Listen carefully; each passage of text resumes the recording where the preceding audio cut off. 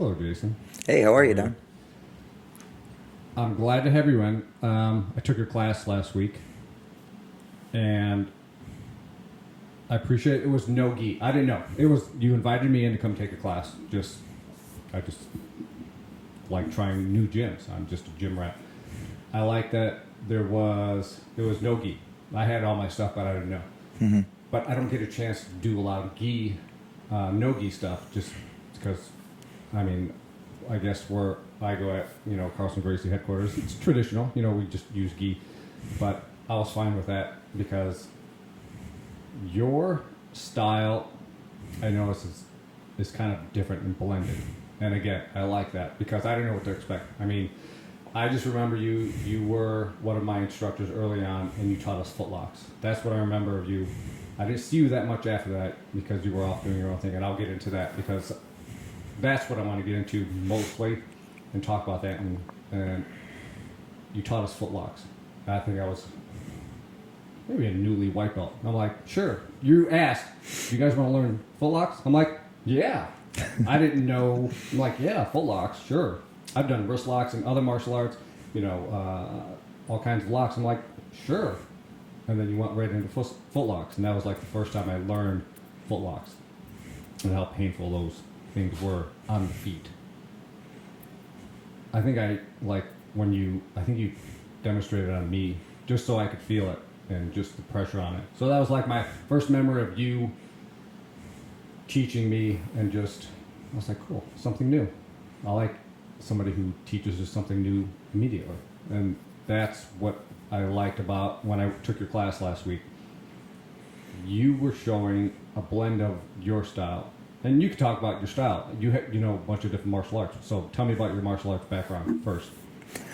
So as a little kid, I did a smidgen of, whenever a martial arts instructor would drop into town, I was able to get like a yellow belt in, Taekwondo basically is what it was. And that little bit of exposure. And then fast forward, the real training started in college when I trained Muay Thai with a gentleman in Fremont, Ohio, and then I would wrestle with a guy who wrestled in high school, and he was just looking to get a workout in, and I was doing these amateur MMA fights on the weekends there in college, so him and I would wrestle, so that started to get my wrestling going. So you were already fighting in college. I started fighting before I'd really trained, which is not the way to do it. No. Yeah. I've told this story on other podcasts. So it's other than like that little bit of, karate stuff as a kid, little stuff, nothing really super committed or anything. Some classes in high school and some in grade school for a while, whatever, but nothing enough to he barely put a mark on it. Yeah. For that, seems like that's a tough way to start, because in some way, I've done, people have done races where they go into, like Ironman, they've only done maybe a few sprints and they go right into it. That's a little different because you can kind of train, but MMA fighting to go into without the background, that's rough. Yeah, it was not the smartest thing to do. I got into a scrap, like I can think of 2 scraps in high school, and the kid got in the one good punch, and then the other one was more of just a scuffle between my buddy Skeeter. Love you, Skeeter. We just scuffled it up in the locker room, nothing. So I wasn't like a fighter growing up even. I was more just a scared kid all the time. And then in high school, and I played football, again, not very well, but I put on some muscle at least, and I was on the line. And when you're on the line and you're 100 and, first it was like 135 pounds as a freshman, then like 155 as a sophomore, and then 170 as a junior, and then I got up to 180 as a senior. Still, I'm on the line. Small town Ohio, but we're still looking at every defensive lineman I ever faced was 220 to 260 of farm boy. Like the big guy. Yeah. And you're talking all-American guy.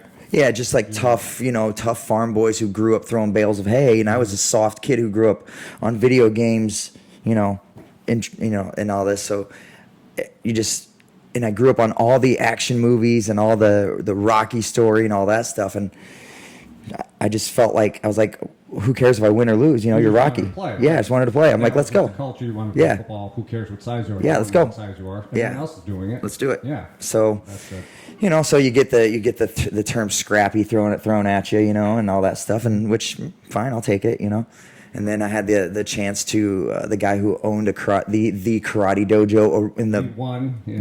Yeah. yeah, and like in the town over that my friend trained under. He was like his school. I dropped into his school once in a while. I didn't like to train under him because we'll just say I didn't appreciate his culture. Let's just put it that way. Okay. He wasn't a person that I was, you know, that I wanted to be around. It seemed a little culty and weird. So I didn't train with him, and he did some things while I trained. The handful of times that I would bounce in where I'm like, oh, that's cool. You know, I'm 15 and you just freaking kneed me in the head violently during a sparring session. I was supposed to be like, you know, and things like that. And I'm like, okay, this guy's cool. You know, so I didn't commit to training under that guy. But he was like, he asked my friend, he's like, hey, you think Bender will want to do an MMA fight here in Fort Wayne? And I'm like, let's do it. I had nothing to lose then. And I was like, let's just go have fun. And then it was everything that I dreamed of as far as, you know, as a kid thinking of like, wow, how would the martial arts, which ones would work? And then the UFC comes along and I'm working in a factory at the time and I watch UFCs 1, 2, 3, and 4, whatever it was. And then when I had the opportunity to fight, I had seen 4 or 5 UFCs and I'm like, yeah, let's do it. I'm ready. I'm trained. I mean, I knew I wasn't even ready. I didn't even have that illusion about it. Our YouTube videos of learning. Sure. Yeah, I've seen UFC 1, 2, and 3, 4. Let's go. Let's go. But, you know, I grew up watching pro wrestling and I saw squash matches. I was like, so I'm going to be the squash match. Who gives a crap? Yeah. Have some fun. That. I'll have a story out of this. Yeah. And not only did I have a story, my entire life changed and I'm now, you know, fast forward the story, you know, I have my own academy on the north side of Chicago and yeah, things are great. Well, and how did the first match go? When, during, I mean, I guess take me through like the beginning of your first matches. Because now you're facing another person. Yeah. And sure, you know kind of a little of what you're doing, but now you have to deal with somebody else imposing their will and their strategies and their training on you, and you have to kind of decide, oh, okay, do I really want to do this? Yeah. There had to be a moment where you're figuring out, okay, maybe I need to train for this or something. Yeah. What was going through? Do you remember? Yeah, I remember some moments for sure. Like, you know, I find out later on that the guy was a training partner of Chris Lytle. He wasn't just he was a trained guy. He was just some age group coming in. No. And I went in, and when the bell rang, I no memory at all. Here, the memory I do have is the ref breaking us up, separating us because I did catch the guy at some point. I hit him. Mm-hmm. Referee checked on him because he was bleeding out of his nose. But looking back, it was probably just because he was, you know, he trained so much that I probably headbutted him. You know what I mean? Yeah. Who knows? It's out there on video somewhere. Yeah, you know, take it for whatever. And then the refs, and then I was cheering because I thought it was over. And then the refs like, go. And then from there, you know, we went to the ground, rolled around a little bit, but I was dead. When we stood back up, he got back up. He got out of my like head and arm control, my like shitty Kesa, and then we stood up, and I was just so tired. I literally turned around on him, and he clocked me, and I was just like, I didn't go down or anything, but the ref's like, you turned your back, it's a TKO, it's over. Okay. which I'm like, all right, You didn't know, yeah. yeah. So I was like, all right, yeah, you know, I was hooked. Well, that's good because some people would just run away from that and just go, you know what? Why don't I just take classes? Yeah, right. Well, I mean, I think that just shows what you really wanted to do. That shows how much you really like the martial arts. And I think, you know, I never got into the ring as far as that, but I've always loved the martial arts. It's just, I think, just our age, just coming up with martial arts, watching martial arts, seeing all the martial arts, you just want to do it. It was one of those things. It's the coolest thing. You know, I took it up as a kid, you know, and I liked it, and I still do it to this day. I've taken, you know, multiple martial arts, and, you know, then I started taking jiu-jitsu where I met you. It's one of those things I've always wanted to take. I just didn't have time. I was doing other things. It wasn't like this is what I do. So I was always active doing other races and other events and training for them. But I just didn't get into jiu-jitsu at the time because I don't know. Maybe I wasn't ready, or I didn't have maybe the time to sit down and focus. I knew it was around. I used to run health clubs, and I knew that when Carlson Gracie came to Chicago, this was back, for me that I remember, early 2000s, because they had rented out space from a gym that I was working with at the time, and I knew they were renting out space to have classes in a different part of town. So they were trying to go after, they first brought it. So I knew about them. I knew guys I worked with that did jiu-jitsu, and I watched the class, but I just couldn't do it at the time because I was, running clubs at the time I was working. I couldn't do the classes at the time that the classes were, but I always had, I knew it was there. I knew jiu-jitsu, and I want you to talk about that because I know that's part of your background because you've taken, you were into judo, and I think you've taken traditional, another form of jiu-jitsu. I guess that's kind of where it all comes from. And I understand you're really a traditionalist in the fact of the way you name your moves. When we're doing that class, and in my brain, I saw it as something else, but you had like the traditional Japanese names from where it came from, which is good. That's because I think you had taken judo, and what was the other art you took? I forget. So I've taken, I would say most of my time has been spent studying Muay Thai. Muay Thai. I spent a lot of time with my judo instructor, Sensei Doug Tono. I spent quite a bit of time under Tony Cicchini and doing catch wrestling, and not as much time as I want, but he had a big impact on my wrestling. Was Alex Matusev in wrestling there, and then I've dabbled a little bit in some traditional karate. There's a guy who has a dojo right around the corner from me, and every once in a while when I want to just something to get my mind off of everything, I'll have him come in and we'll do some old school kata. Now, I just look at it as almost like if a painter had a certain way of painting and they just grabbed a spray paint can one day and just said, I'm just gonna do some graffiti today, so it makes me do movements that I wouldn't normally do. The posture is very upright and all that stuff, and I just kind of look at it as yoga's a little boring for me, but I love the idea of yoga. My wife does yoga. I love yoga, but if I can do yoga while pretending I'm punching somebody, and some of these moves are a little old school and exaggerated, I don't care. I'm having fun. You'd be great at yoga. Yeah. Okay, we're gonna do this downward dog. But now imagine you're elbowing. That's right. Exactly. We can add violence to yoga. Yeah. I think you did that in class because you kind of you were showing us a move, and then you just kind of put the thought bubble there. Imagine someone is doing this or you're doing this, so you put in your other art into that move, kind of help you figure out where your hand should be. Mm-hmm. Now, what I like, because all your movements were tight as far as when you were grabbing, doing the demonstration, you were grabbing the guy and doing the technique, everything was just tight. You weren't giving them any movement. So you could actually see, okay, if you are doing this movement in a competition or real life, you can see how tight you have to be, like where your head placement has to be, where your hand has to be, how tight you have to grab somebody, just so there's no gap.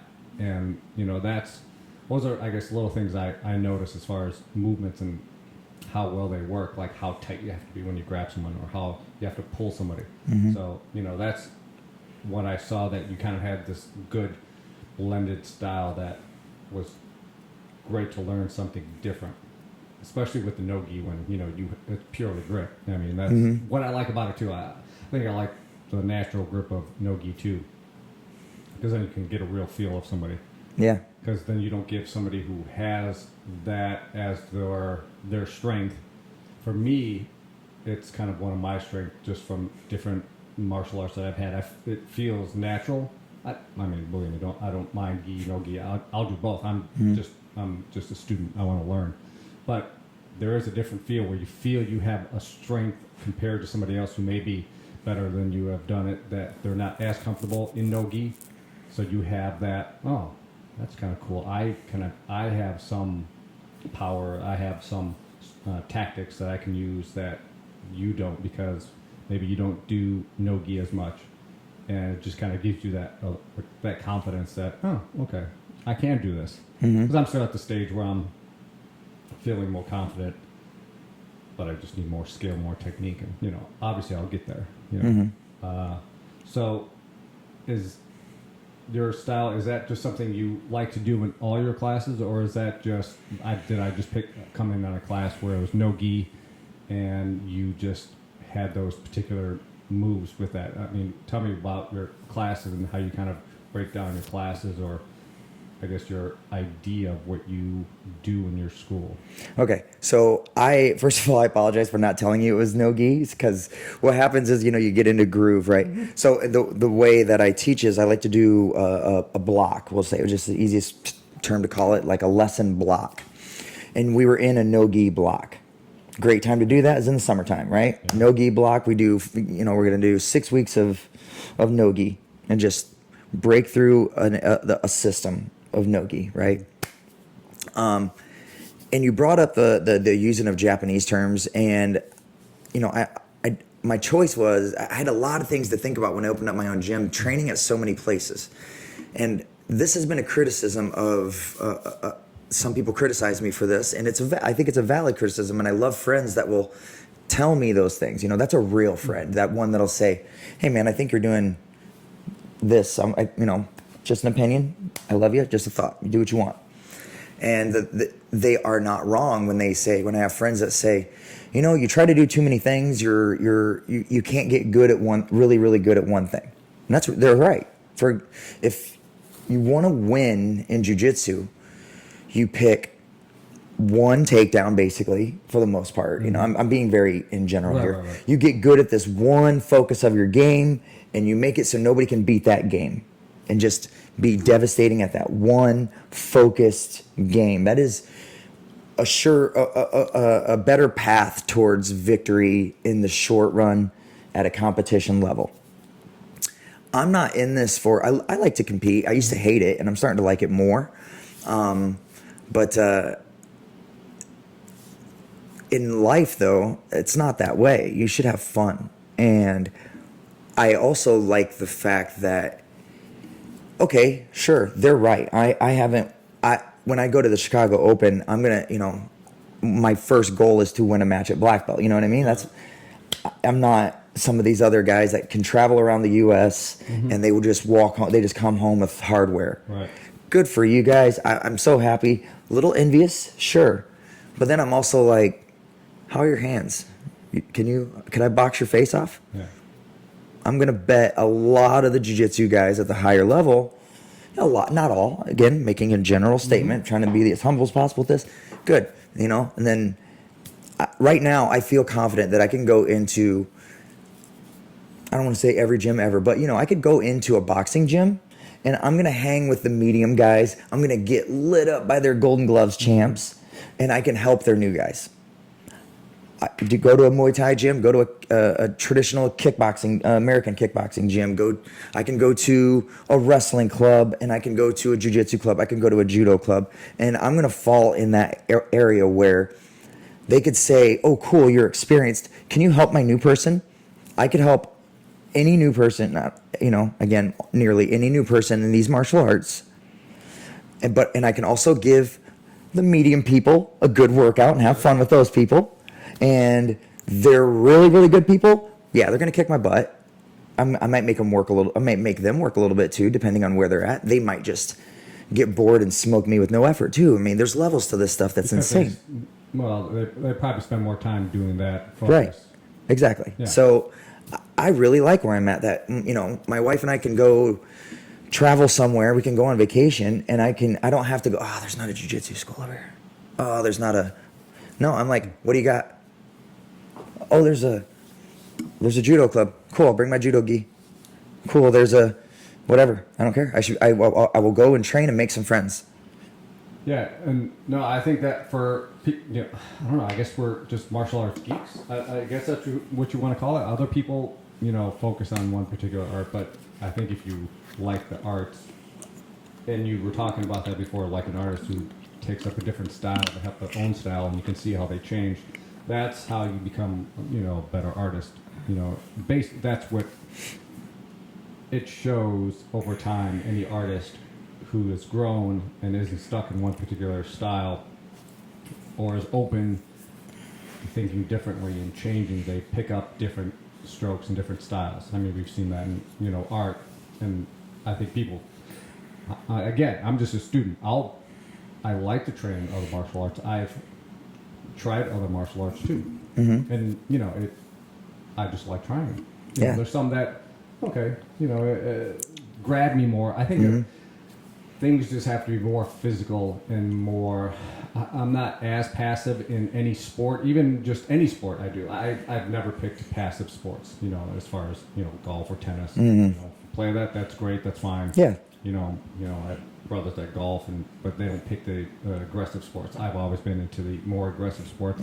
I just get something more out of it physically. That's just me, and I think that's, you know, there's other martial arts that are a little more passive and not as, you're not in contact as much. Maybe those are the ones that thought they would be good into jujitsu, and then they stop after a while, maybe after a month or so. So, no, I'm all for, you know, hey, let's try judo. Yeah, and I like the throws. I used to do Hapkido, so there were a lot of throws in that because the base is a lot of judo and a lot of traditional jujitsu, joint locks, kicks, punches from the, you know, the Korean side. So, yeah, you know, I'm all for it. Like, throw me. Yeah. I'm down with it. At minimum, learn how to defend it, right? Yeah. That's what I tell people. I'm like, look, let's say we're jamming on something that isn't for everyone. They don't necessarily, they're going to be like, I'm never going to use De La Hiva guard, whatever. And we're jamming on De La Hiva for 4 weeks, whatever. And I'm like, look, you could never put in a De La Hiva hook in your life. First of all, I think you should, but I'm like, at minimum, you're going to learn how to defend it. At minimum. Yeah, I mean, that's a good point. It's tough to do some moves if we're talking purely street. But if someone's trying to hook you in or grab you, you could probably, you could push off it. Yeah, makes sense, because in practice you can take your time and do it. But I think that just comes with experience. I mean, obviously you're a much higher level, and, you know, I'm still learning that, you know, I need to learn more techniques, more skill, and practice. So I would love to compete, you know, in the old man balls division. I don't know. You know, there's, you know, 50 plus masters. You know, I'll wait till like I'm maybe 60 or 80 and then I'll come home with a goal or something. Like, yeah, 1 gold. How many people are in there? 2. That's good. Perfect. Still gold. Yeah, still gold. But you're right. What I wanted to, the reason why I guess I started doing this and I wanted to have you in, is just something that when I knew you, I was following you on Instagram, and I saw kind of an evolution in as far as where I first met you and then how you kind of evolved into your own gym. But it wasn't, it was sort of recently, but within the past like 15 months to 2 years is when I noticed that you were kind of branching off and going on your own. And it was one of those things like, wow, this guy's going to open up his place in our industry, fitness industry, and in the worst possible time. I mean, that's kind of where I want to kind of start that conversation. Like, how in the midst of all this did you come through thinking that, okay, now I want to start my gym? Because you were starting it at the hardest possible time. So take me through, like, I guess, maybe not the evolution of how you started doing your own gym, but just that point in time in the past 15 months where you started your own gym and what you saw as, you know, our collapse in the fitness industry and gyms, just where everyone was closing left and right, revenue was down, people weren't joining gyms anymore. What you were going through and how you were able to overcome that part? Because that's what I want to hear about, how you overcame that. Yeah. So the Cliff Notes version, right? So we had pre-pandemic, I was teaching at a place called Cheetah Gym in Andersonville, where I rented out. I had my own little corner that was, you know, like it was enough for me to train one other person, basically, right? Jiu-jitsu, kickboxing, we could move around. probably the quarter size of a real boxing ring or something like that. And then when I had jiu-jitsu classes, we would throw down some mats that I had stacked against the wall and move some of the functional equipment out of the way there. It wasn't ideal, but it started to get to the point where we had 12 people per class, in an area of, I think we measured it out one day where we just took the area of all the mats and did the math. And I think it was like 300 square feet. We'd have 12 to 14 people every class. And these people were paying per class cash because that's what the gym made me do. Sure. And it was convenient in that aspect. And it was actually probably the most money I'll make per class ever again for the rest of my life as a gym owner. It was that time. It was actually a cool little time, but, and it was very punk rock, and it was very, hey, don't get thrown into that squat rack, so while it's not ideal, there's something about the human, the human nature that sees that and says, this isn't normal. This is cool. I want to be with that. Well, those are the good, beginning stories. Like, oh, we started in a garage. Yeah. Or we started in a small square, 300 square feet area, and tried not to kill my students by getting smashed into a squat rack. Right. So my first class was I had Melody, who's still with me now. She's my high rank, my one purple belt. She was doing private lessons, and that's how she started talking to other people at the gym and was like, and they were seeing her take them. And when you see, look, if it was me and you doing jiu-jitsu in a gym in Andersonville, and if you all don't know, Andersonville it's the heart of progressive views, and it's a very family-oriented neighborhood. Yeah, very progressive in its views. Great shops, restaurants. You have a lawn. I think. Yeah, it's just it's a very not only accepting, but like the LGBTQ community is a heart of it. And so at Cheetah, if you can imagine that. I liked the fact that when I was there, a lot of times I was kind of a minority in the class. There's a lot of women, a lot of LGBTQ, and I want that good, that vibe. So when I started classes, it was Melody, and she grabbed 2 other women. And so it was me and 3 women for, I don't know, a month or 2. I'm just going to throw numbers out. And then the next thing you know, we get a few more and a few more. And when you see a group of these classes, you'll see 6 people. 5 of them are women, or what, and then the one gentleman is gay, or that people know, and you're like, wow, he's not. It looks it's a broy activity. It's very broy. You're smashing your partner, right? Right. It's not traditional. No, it's not yoga.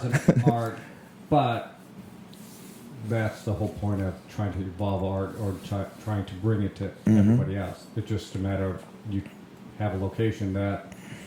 Why not? Yeah. So when the people saw that, that made it grow even more. That they were like, "Wow, this isn't what I would think of as a thing." So and then pre-COVID, my only problem in life was I just wanted Cheetah to give me more space, and she was like, "Look, we're not going to be a jiu-jitsu gym." So I was like, "Okay, what do I do now?" Now it was like, do I go out and do my thing or not? Because I was making good money. Right. I was working 7 days a week though. So I was exhausted. My wife was getting the worst parts of me because I'd go home and I'd be dead. COVID hits, and I immediately hop on Zoom, and I'm able to, at least pay bills and stuff with a good handful of folks. Where I'd have, I don't know, give or take 15 people on Zoom per day. 5 days a week. Weekends were a little less people, but I would do. Hold on. Still have.